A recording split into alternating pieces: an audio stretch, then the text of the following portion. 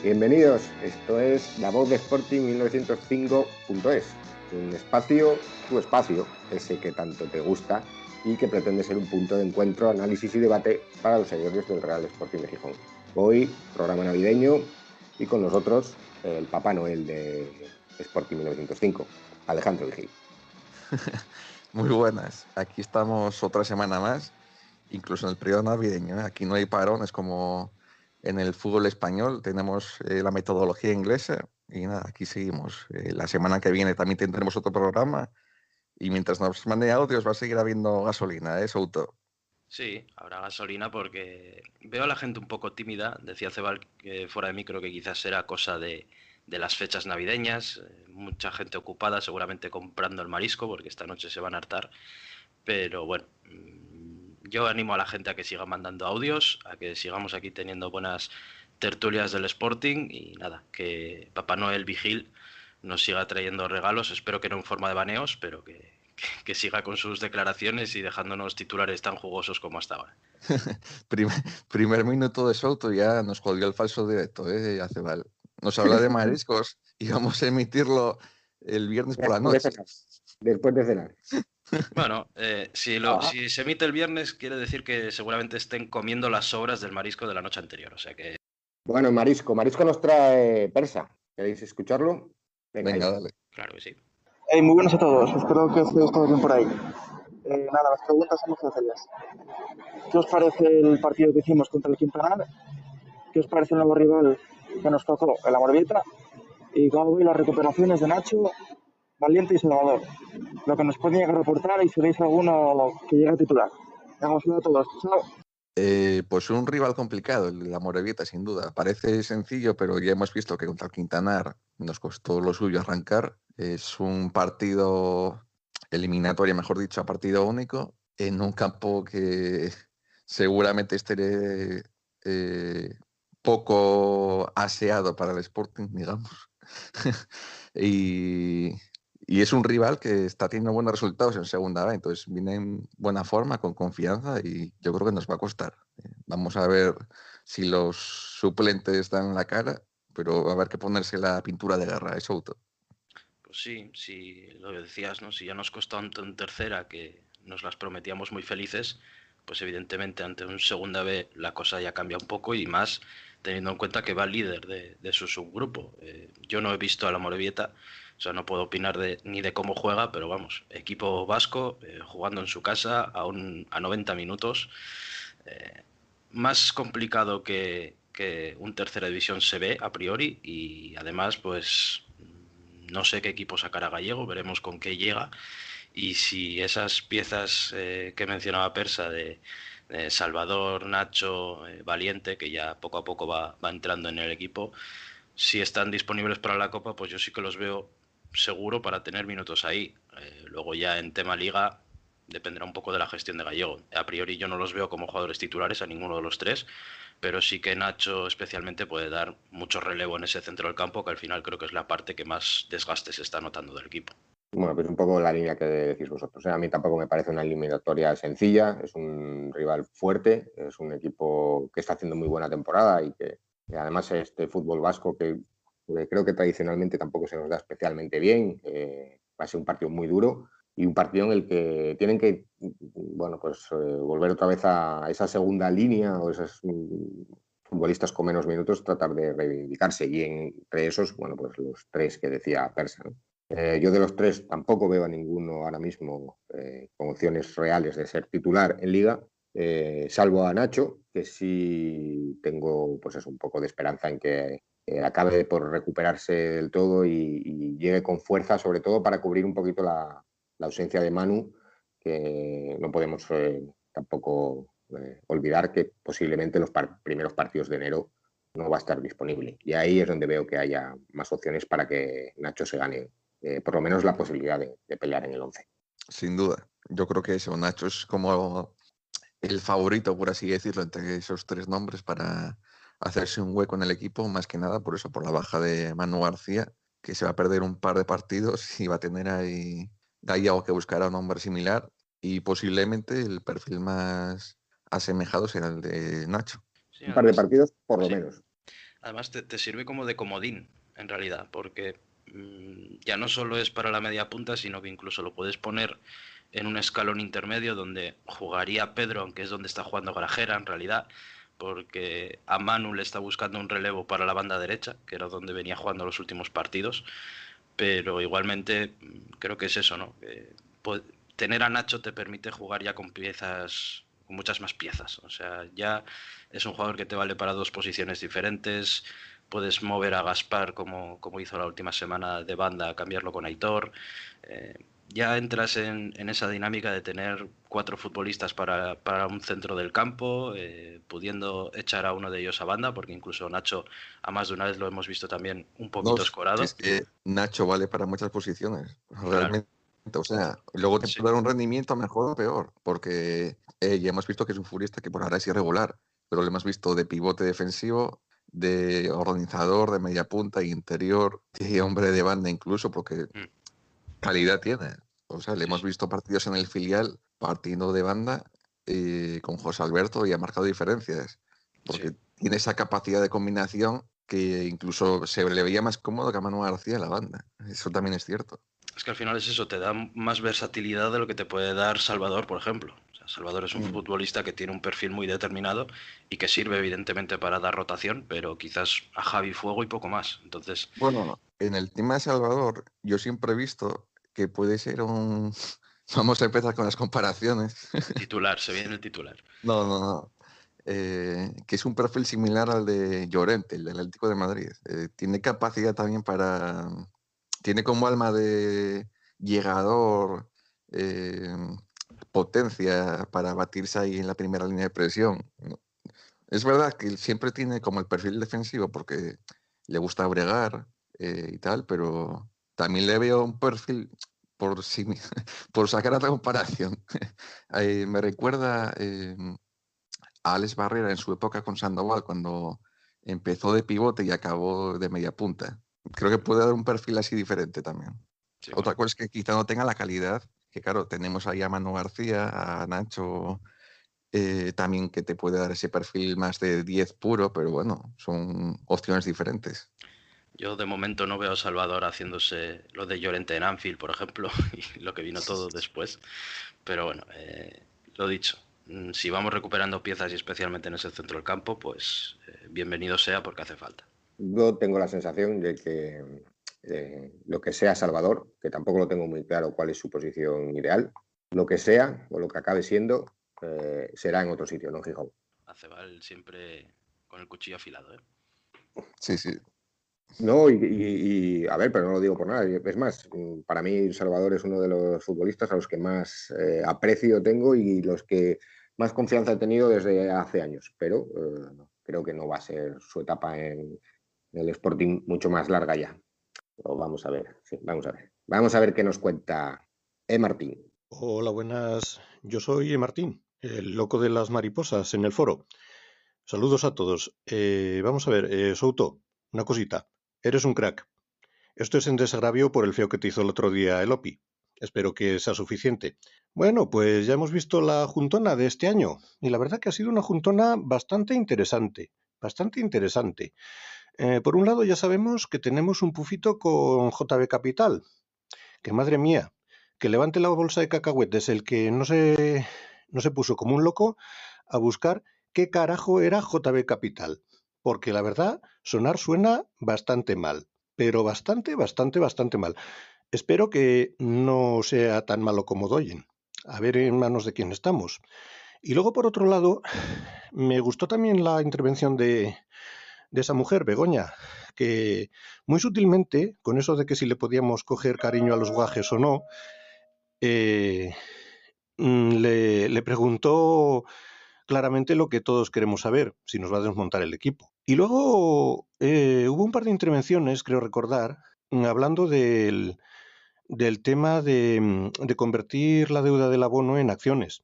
Sabemos que no, porque conocemos al personaje en cuestión y sabemos que ni hablar, que por ahí no va a pasar. Yo lo interpreté como algo muy interesante, como un aviso a navegantes de, oye Fernández, que a lo mejor la opción A coló una vez, pero a lo mejor la opción A por segunda vez no nos la cuelas. O sea, la opción A es una donación para que tú hagas con nuestro dinero lo que te dé la gana. A lo mejor eso ya no cuela la siguiente vez. Con lo cual, dale a la cabecita, hermoso. Un saludito. Pues creo que vas a pasar a ser del loco de las mariposas al loco que se ve la junta entera, porque tiene mucho mérito. Yo estaba ahí y sufrí bastante para seguir con tanta atención todas las intervenciones, así que te felicito desde aquí.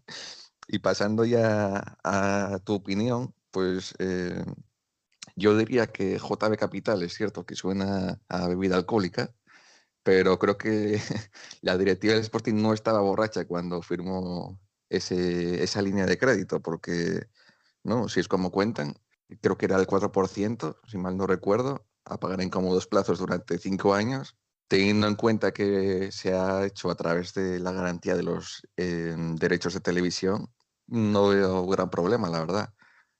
Por ejemplo, en el caso de Doyen, pues todo estaba alineado con ventas, futuras ventas de canteranos, te ponía un precio mínimo establecido. Por ejemplo, vamos a poner un supuesto. Llega una oferta de 1 millón de euros por Nacho Méndez y Doyen es el que decide a partir de esa cifra si tienes que venderlo o no. Tú no tienes ni poder de decisión ni nada. Y luego las comisiones eran súper elevadas. En este caso no me parece muy diferente, como comentaba Fernández, la verdad, a cualquier crédito que puede pedir una empresa que tenga un problema por el COVID y necesite esa financiación, la verdad. No, evidentemente, siempre es mejor no pedir préstamos, pero bueno, si no te queda más remedio, estamos viendo que va a haber que devolver los abonos. Y respecto a ese tema de los socios, hombre, suena muy idílico que podamos convertir nuestros abonos en acciones, pero también es cierto que si no lo hace todo el mundo, que posiblemente no suceda así, mucha gente será accionista, podría la Junta posiblemente con sus 4 acciones, pero votará, pero la mayoría seguirá siendo de Fernández, por así decirlo, porque no creo que bajase del 50%, ahora creo que ronda el 70 y pico. Así que al final vas a capitalizar deuda, pero bueno, la situación va a ser similar, entonces, bueno, es una opción que quizá me consta que el Sporting no la baraja, pero quizá le podría interesar hasta más al Sporting que a los abonados. No sé cómo lo veis el resto. A ver, bueno, yo lo primero de todo, gracias por ese capote. Llamo a la calma desde aquí, con el OPI está todo arreglado. Es verdad que no me saludó, pero bueno, son cosas que pasan. Seguramente Eso los fue, nervios. eso fue como lo de Ibai con Messi, que no le saludó cuando le Claro, conoció.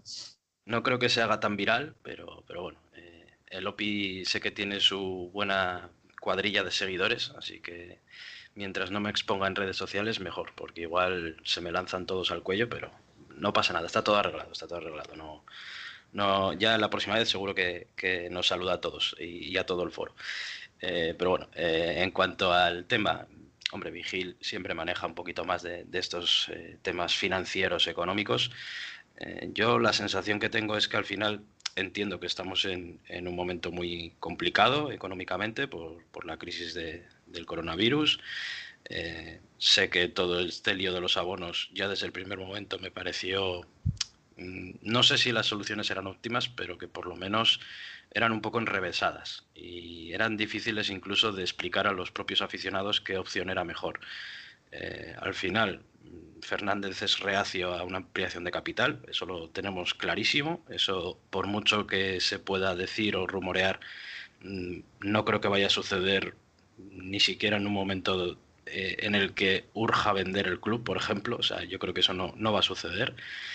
Y por otra parte, la única sensación que me llevo, sin ser yo especialista en estos temas, es que al final tenemos una deuda importante y es verdad que por culpa de esta crisis las pérdidas son mayores, a pesar de que contablemente se logren camuflar en cierta manera, pero eso de tapar deuda o intentar pagar deuda aumentando tu deuda con otro préstamo, es que para mí no suena bien. O sea, sé que quizás este año precisamente sí que tiene excusa para ello, sí que tiene motivo para ello, pero vamos, es que es la cantinela que llevamos viendo bastante tiempo. En las cuentas están claras. El Sporting tiene más de 20 millones de euros de deuda. No toda, evidentemente, a corto plazo, pero sí que tiene una buena parte de ella a corto plazo. Mira, Y eso al sí me final, preocupa, que haya deuda a corto claro, plazo, claro. pero realmente que pidamos un crédito tampoco nos debe sorprender porque si miras las cuentas del Real Madrid o de, bueno, el Barcelona ya ni te voy a contar, pero si miras las cuentas de cualquier equipo de fútbol, es que también tienen líneas de financiación porque al final pues los equipos tienen una serie de pagos al año y luego los ingresos son los que son. La televisión te viene de una forma, los abonos posiblemente sea el mejor ingreso porque te viene al principio de la temporada, entonces es un pago por adelantado que te viene muy bien, pero generalmente pues las camisetas las vas vendiendo durante el año, por ejemplo. La publicidad pues te lo pagan en sus plazos respectivos generalmente, pocos te pagan eso al momento en una única transferencia. Entonces, No, pues por ejemplo, hay las famosas tensiones de tesorería que siempre comentaba Alfredo García Amado, que fue la única verdad que contó en el Sporting, que pues a veces te llega eso, tienes que hacer un pago y la televisión pues igual te llega el pico importante cuando vaya a finalizar la temporada, por poner un suponer, y claro, no lo tienes, entonces pides el crédito y lo pagas con eso. no, sí está claro que pero estamos en estas situaciones, por ejemplo, se deben de pedir porque al final la situación es mala, pero al final yo creo que el Sporting es un equipo que en segunda división no es capaz de sobrevivir. Necesita los ingresos de primera división, necesita tener esos beneficios y que si aumentas tu deuda, que sea para algo positivo, que sea para una inversión. El Sporting lo que suele hacer es pedir deuda para tapar deuda. O sea, pides deuda, o sea, te endeudas a 5 años, en este caso, por ejemplo, solo que ya sé que esto responde más a la crisis actual que no al mero hecho de tener deuda a corto, pero al final, si debo 5 millones pues, y tengo que pagarlos ya y no los tengo, pues pido 5 millones y en vez de pagarlos ya, estos, por así decirlo, los amortizo y después ya pues iré pagando de aquí a los próximos 10 años. Pero es que al final es lo de siempre. O sea, es que eso es una bola de nieve. No sé, me resulta un tema súper complejo de opinar porque tengo muy pocos datos, lo reconozco. Sobre todo el tema del crédito, ¿no? Creo que está muy condicionado por la situación actual y que tampoco, o sea, que esos 5 millones son para, bueno, para poder mantener esta plantilla, ¿no? O este equipo. Eso es una cuestión del límite salarial y de lo que debes de No, pagar. el límite salarial aquí no influye nada, Cebal. El No, quiero límite decir, salarial va por un lado, que es un tema deportivo, por así decirlo, entre comillas, para que nos entendamos, y esto es para poder pagar al día. Te llega el no, dinero, entonces tú vas pagando al día. lo Porque que quiero tienes un déficit.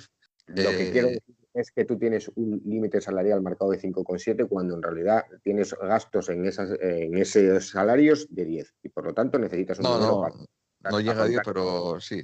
Va por ahí los temas, sí. Va por Sí. ahí los tiros.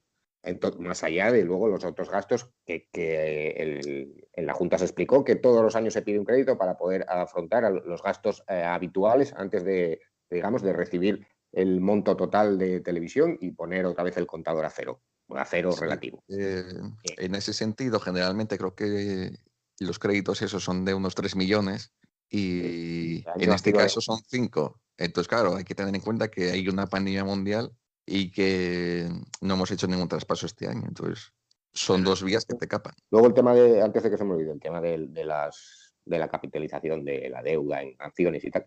A mí me gustaría dejar un poco una pregunta así en el aire. ¿Cuántos de los abonados del Sporting están dispuestos a renunciar a sus 350, 400, 500 euros que correspondan de abono por acciones? Renunciar a ellos por 4 acciones, que en realidad no te suponen nada, y a la vez tener que poner otros 400 o 500 euros el año que viene para sacarse otro abono. Pues ahí queda en el aire. Yo simplemente por cerrar el tema, considero que el Sporting es viable en segunda división, pero bueno, también estamos viendo que realmente la sensación es que estamos pagando estas temporadas, por así decirlo, un poco más cargadas de presupuesto, pues con futuros ingresos. No sé si me explico. Es como que tú pides los créditos que al final luego pagas pues con los abonos del año que viene, con la televisión del año que viene. Entonces estás viviendo un poco eso como el día a día. Y luego cuando llega la pandemia pues nos llegó este pequeño gran bache porque claro, como vas al día a día pues quedas más limitado. Entonces bueno, no es para suspender la gestión del Sporting, pero tampoco creo que sea algo que digamos, no vamos a tocar nada, que funciona muy bien. Creo que es algo que se puede mejorar y hay que buscar nuevos ingresos. Y lo que vamos a buscar es un nuevo aporte que nos llega de parte de Pei37, que vuelve a la alineación después de haber estado fuera las últimas semanas. Hola, ¿qué tal? Soy Pei37, y quería lo primero de todo felicitaros las fiestas. Que el 2021 sea mejor que el 2020. Ya no futbolísticamente, porque terminamos quintos y con buenas sensaciones, pero bueno, sí que por el tema este ya lo sabéis todos, de la pandemia fue horrible. Entonces, bueno, mira, quería preguntarle a Souto, que veo que analiza muy bien tácticamente los partidos, a ver si él me puede responder a un tema arbitral. Yo quiero salir de dudas. Quiero saber cuándo una mano es mano y cuándo no la es. ¿Qué criterios se utilizan? En el área, manos en el área y manos fuera de ella. Es decir, por ejemplo, el 1-0 del Sporting contra el Zaragoza, que hay una mano de Javi Fuego en el centro del campo, pues bueno, se considera gol legal. ¿Qué criterios hay? ¿En qué se basan? ¿En la voluntariedad de la mano? ¿En una posición antinatura? Es que han ido cambiando el criterio y yo ahora mismo, pues, es triste, pero no sé cuándo es mano o cuándo no es mano y quiero saberlo. Entonces, a ver si me sacáis de dudas, porque yo creo que al igual que yo, pues estamos muchos. Estamos perdidos porque no sabemos. Y si queréis concretar algún tema más sobre el VAR y los criterios del VAR, porque es que hay cosas que parece que se nos empiezan a escapar. Yo ya no sé lo que va a pitar el árbitro. Venga, pues queda eso en el aire.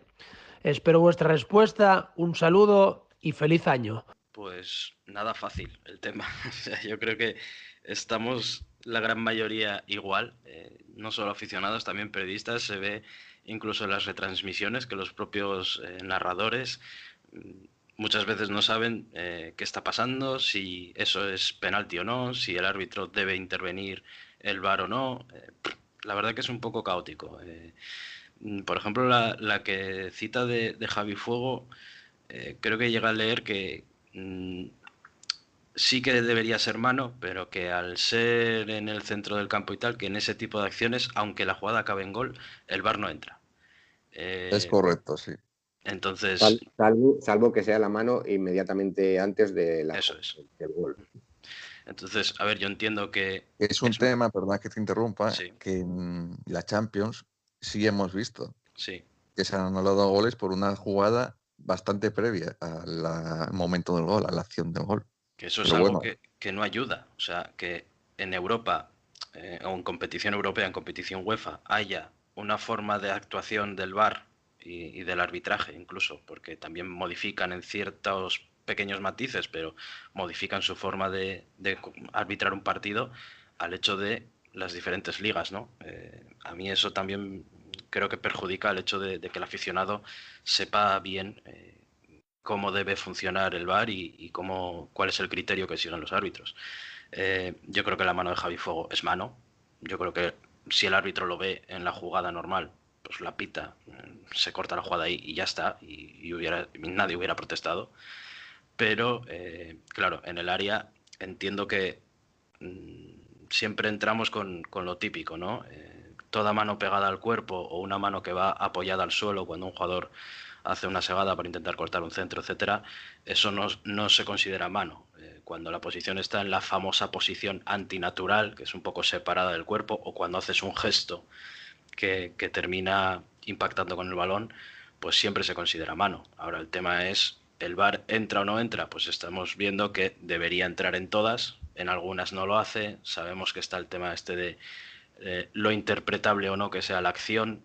En ese sentido, pues creo que queda demasiado a criterio de los árbitros y que al final muchas veces el VAR no entra a corregirle una acción al árbitro, deja la jugada tal y como está porque cree que es tan interpretable que como el árbitro ya lo interpretó en su momento, no tiene que ver la jugada repetida.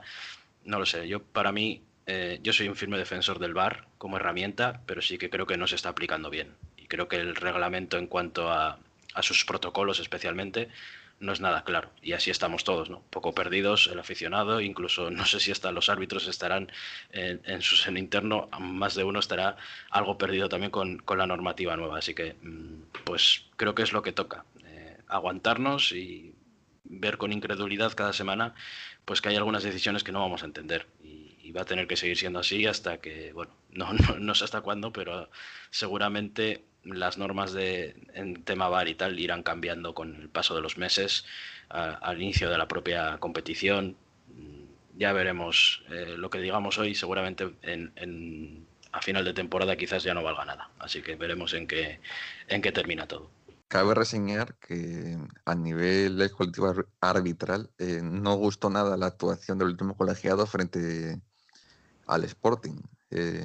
La decisión tanto de tener que revisar durante varios minutos el puñetazo a Borja López y posteriormente ese penaltito que tampoco fue ni a revisar, sorprendió bastante. Y no hace falta hablar de exclusivas ni de filtraciones desde Madrid, simplemente con ver a Iturralde, Rafa Guerrero y toda esta gente escandalizados con la situación, ya queda bastante patente el escenario.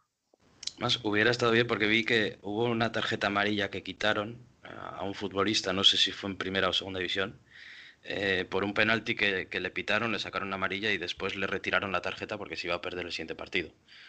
Hubiera estado curioso que a Valiente le hubieran sacado una amarilla y ver qué hacía el colegio de árbitros si luego se la quitaba, porque entonces ya es que esa es la prueba inequívoca de que le estás quitando la razón absoluta al árbitro que corrigió esa jugada. Bueno, chicos, pues nada, creo que haya quedado aclarado que el VAR no lo entiende nadie.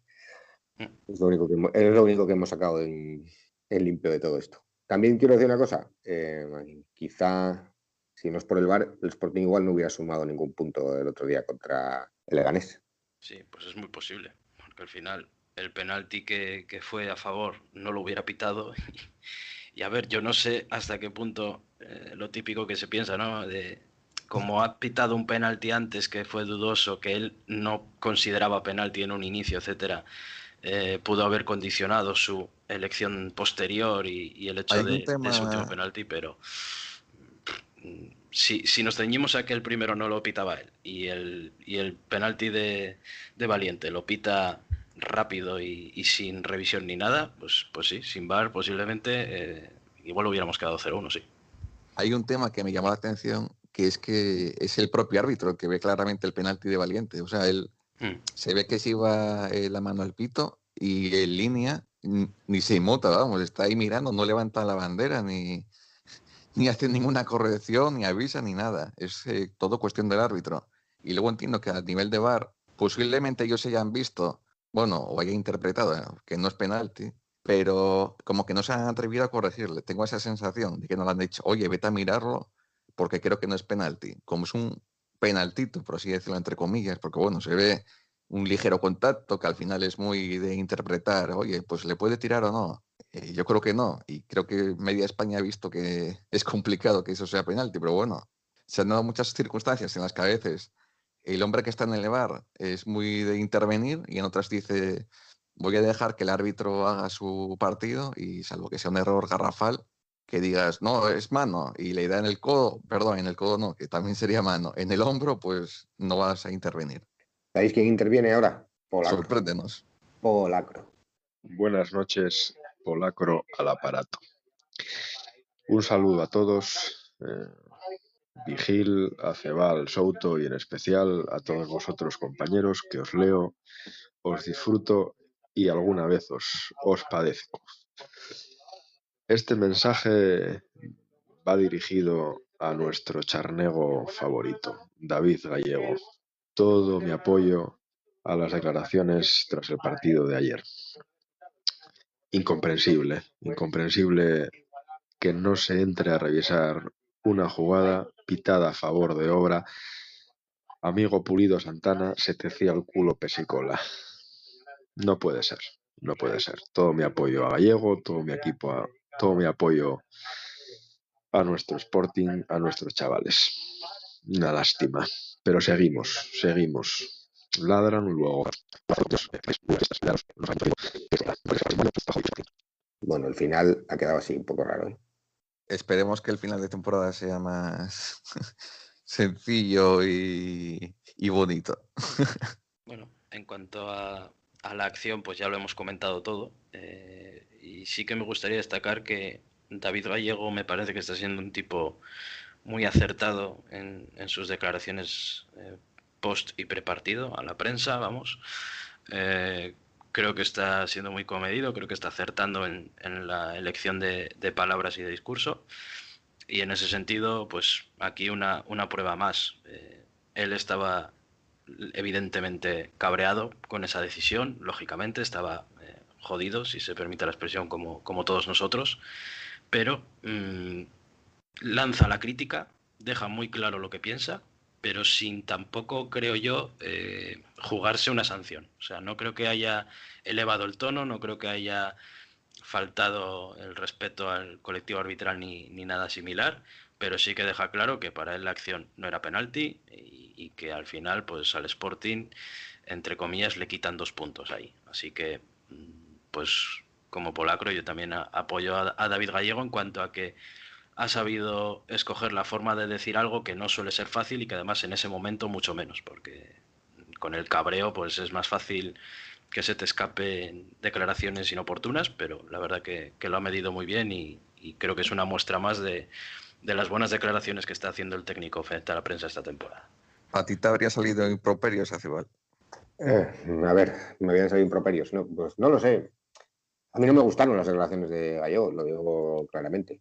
A mí no me gustaron. A mí no me gusta que entendiendo que vas con todas las pulsaciones y sintiendo que has perdido 2 puntos que tenías casi amarrados, entiendo que protestes por esa acción, que dejes constancia que el VAR tiene que actuar de otra manera y que habiendo toda la tecnología y todas las posibilidades para corregir errores no se haga, pero no me gusta que diga que pues que parece que molestamos ahí arriba, es que hay una mano negra que no nos quiere entre los poderosos, es que no. Bueno, eso tampoco lleva a decirlo. Dijo, le pregunta a Luis Eduardo, ¿no cree usted las que tal? en las declaraciones en Gol Televisión, en cuando acaba Eso no lo vi. el partido, dice claramente eso. Por eso luego Luis Eduardo, nuestro compañero, le pregunta en sala de prensa con las mismas palabras que utilizó David Gallego en la televisión. A mí eso no me gusta. Y no me gusta de ninguna manera. Sea Gallego, al que todos adoramos por todo lo que está consiguiendo en el Sporting, a mí esas cosas no me gustan. No me gusta llorar por encima de las posibilidades. Entiendo que para llorar por encima de las posibilidades hay clubs cercanos que se les dan mucho mejor. Porque no me gusta que diga que el Sporting no es uno de los poderosos. Así de claro. O sea, el Sporting no es la Sociedad Deportiva Logroñés. A lo mejor no queda bonito decir esto, pero lo pienso así y así lo manifiesto. Se te puso el tono de voz de Ramón de Santiago con eso. El Sporting no es el Logroñés. Un saludo a todos nuestros amigos de Logroño. Sabes que a Ramón le tengo mucho aprecio y será por eso. Sí. Bueno, algo más que aportar sobre el tema VAR. Y luego otra cosa que también quiero. Hoy estoy por no ser correcto y por. Entiendo que en esa frustración de Gallego, la misma que teníamos todos, hay un par de puntos más a sumar. Que son, creo, tengo la sensación de que en esa última jugada hay 2 imprudencias. Una, a apuntar al debe del entrenador. No entendí los cambios, esos 3 cambios para perder tiempo en el último minuto. Primero los 3 juntos, no, luego 2 y así perdemos tiempo 2 veces. Sacar a Valiente para defender el juego aéreo quitando a Yuka cuando está demostrado que Yuka en las jugadas a balón parado en contra es uno de los futbolistas que más balones despeja en área propia. Y para mí eso fue una imprudencia. Y luego una imprudencia absoluta, la de Marc Valiente saltar con las manos en la espalda de un rival cuando el balón va 3 metros por encima de tu cabeza. Y creo que eso también influyó un poco en el calentón final de David Gallego. Pues no lo sé. No sé si influyó o no en que tenga un mayor cabreo. Yo al final creo que son circunstancias, o sea, si esos 3 cambios se hubieran dado y en el partido no hubiera pasado absolutamente nada, pues habrían pasado completamente desapercibidos, ¿no?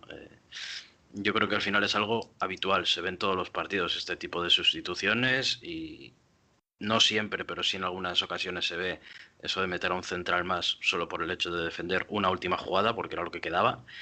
Bueno, esta vez salió Cruz, o sea, tampoco yo no le daría más vueltas. O sea, otras veces hará lo mismo, en el partido quizás no pase absolutamente nada, tengas tú el balón, lo duermas y se acabe, o puede que salga bien, puede que Salvador despeje ese balón, precisamente el jugador que entra, y que acabe ahí el partido, ¿no? Bueno, yo creo que son, nada, pequeñas circunstancias.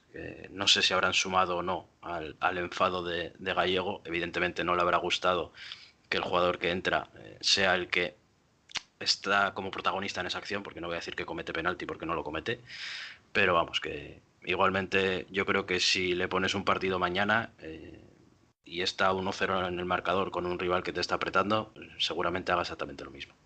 Yo tengo más dudas de que volvamos a ver a David Gallego haciendo 3 cambios en el minuto 93. Pero bueno. La última jugada, venga. La última jugada nos la trae Braña. Muy buenas a todos. Estoy grabando esto, no sé cuándo va a salir, pero bueno, ahí va. Nada, deciros, bueno, soy Braña, que se me había pasado por alto. Soy Braña. Nada, deciros que estoy muy contento con la marcha del equipo, que creo que nadie esperaba que acabáramos quintos a estas alturas de la temporada. Y bueno, se está haciendo un buen trabajo y creo que se ve reflejado en la clasificación. También aprovecho para mandaros a todos, para desearos a todos una feliz Navidad, que acabe pronto este año y desearos mis mejores deseos para todos, tanto a nivel personal como a nivel de sportinguismo, que es lo que nos une a todos aquí en este foro. Y nada, aprovecho también la ocasión para mandar un saludo a mi amigo Persa, que yo me quedé esperando mi saludo. Y nada, es una broma. Pero bueno, Persa, te saludo. Y a todos en general, de verdad. Un saludo y un fuerte abrazo para todos. Pues nada, un saludo de vuelta para nuestro amigo Braña. Y yo creo que nos ha quedado ahí un bonito final, ¿eh? No vamos a tocarlo porque nos ha quedado bastante bonito de cierre de temporada. Bueno, de año, mejor dicho. Es el audio más institucional, ¿no? El de un saludo para todos, felices fiestas, evidentemente. Y nada, que el Sporting nos siga dando las mismas alegrías, que no suele ser habitual, así que mira, pues doblemente contentos en este año que ha sido complicado, acabarlo bien en zona de playoff, pues a ver si a mediados del año que viene, en el final de esta temporada, pues podemos tener al Sporting también ahí. Así que nada, que nos siga dando alegrías Gallego y compañía. Pues sí, con este reparto de saludos, de buenos deseos y de esperanzas para el próximo año, yo creo que vamos a ir bajando la persiana. Solo una cosa más, cuidaros, que no nos falte nadie en el próximo podcast y en el próximo. Un abrazo. Saludo. Un abrazo para todos.